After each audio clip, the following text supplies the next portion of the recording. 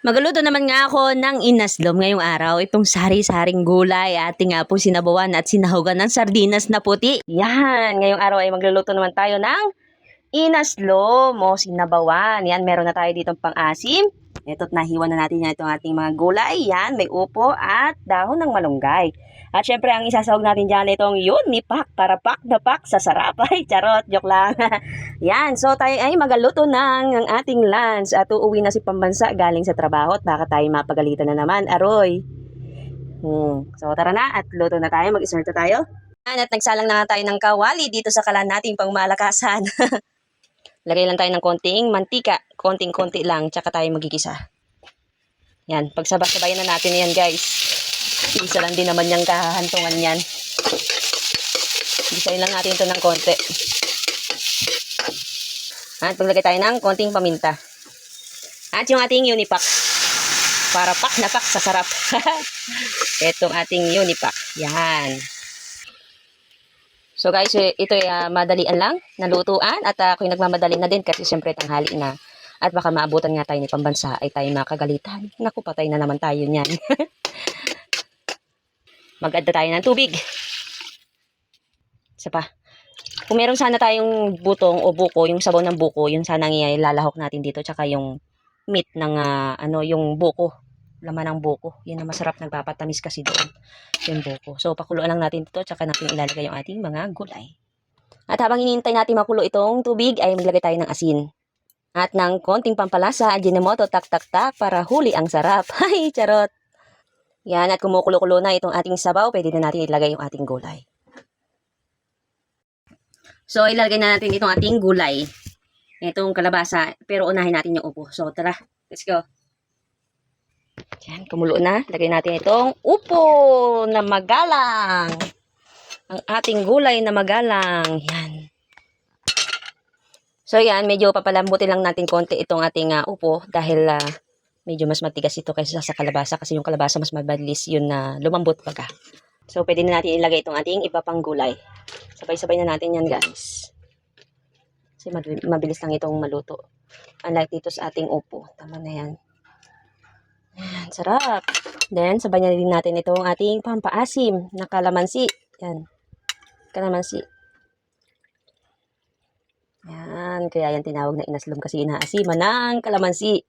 Then, haluin lang natin slowly.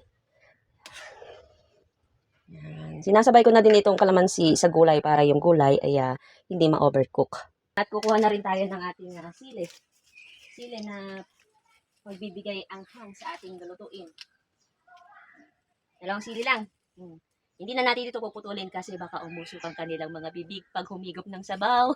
Pag humigop sila ng mainit na sabaw mamaya. So, tara. So, add na natin itong ating dalawang sili na kinuha kanina sa puno natin dun sa likod ng ating bahay. Ayan. Antayin lang natin ito kumulo at lalagay natin yung ating dahon ng malunggay. Sarap! Sarap na itong ating inaslom. Mas masarap ito lalo na kung merong butong. Kasi yun na nagbibigay tamis sa ating sabaw. Kaso medyo mataas na yung puno ng nyog dyan sa gilid ng aming sa likod ng bahay.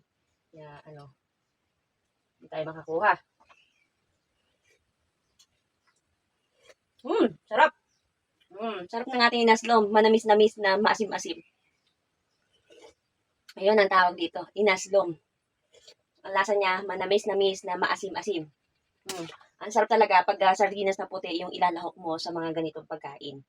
O, diba? Iba yung lasa na ibinibigay niya. Unlike sa mga meat, karne, or mga manok. So, antayin lang natin itong kumulo at ilalagay natin yung ating dahon na malunggay. So, yan. Pwede na natin ilagay itong ating dahon na malunggay dahil kumukulo na itong ating inaslom para hindi rin ma-overcook itong ating iba pang gulay. Ilalagay na natin ito. Yan, pinadamihan ko na ng malunggay kay Bin para masustansya itong ating kakainin, hindi ba? Ubusin natin lahat yan, then halukayin at para maluto itong dahon. Mabilis lang naman ito para tamang-tama yung luto ng ating gulay, yung ibang gulay, hindi overcook. Yan, sarap. Yung feeling mo ba kapag kumakain ka, medyo tumutunog-tunog pa, di ba? Yan. Mga half cook lang na pagkain. Yan, sarap. Sarap, guys. Ayan ang ating inaslom, guys. Oh, konting kulo na lang, konting kembot na lang at makakatikim na tayo ng masarap na sabaw. Siguradong pauwi na si Pambansa at mukhang nagugutom din yon galing sa trabaho. Sila ay nagkokopra. Yan. Pangunahing hanap buhay dito sa amin ang pagkokopra. So, ito na guys, yung ating inaslom. Pwede na tayo mananghalian. Ayos. Inaslom naman ngayon, nagkulay ang ating alutuin at mukhang nagsasawa na kayo sa ginata na palagi kong hinahain. Ayan, sarap. Inaslom. Masustansyang pagkain dito sa amin, sa bukid. Simple yan.